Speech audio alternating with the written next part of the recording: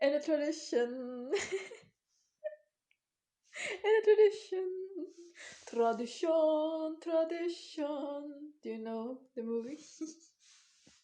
And tradition, a culture, norm. A social norm that restrict the soul comes from tricky spirits. Yeah. Tricky. So says the star lion. Unless there are traditions that came to be to create harmony. But even those rules and traditions that are created to create harmony in a particular time and place and space becomes outdated.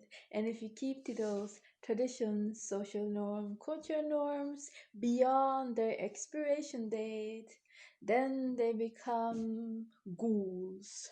They transform. And instead of becoming something stable for the soul, through the human experience to express itself and do all the things that it came here to do, instead it becomes a repressive thing, a ghoul. That's my monster. That's my swamp monster, my ghoul. Because there are, of course, sometimes we need peace and we need structures, right? To be able to flourish. To blossom. But as I Yep. said, if we go beyond the expiration date, that is not good. No. And there are other traditions and cultural norms that come from social trauma, different types of trauma, and also what is traditional culture is often quite new.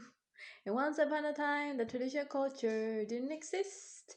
There was something else, and then that came to like, whoop. Now I'm here. Now I'm the new traditional culture.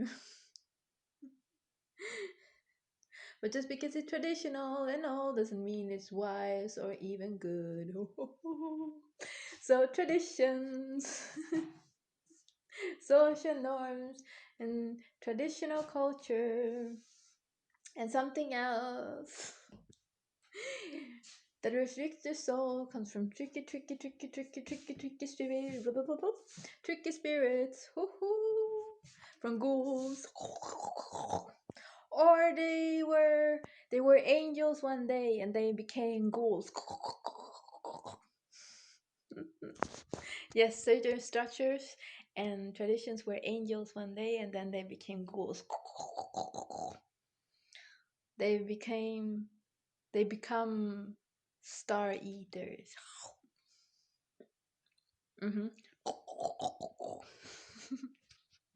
Soul restrictors, star eaters. Dun.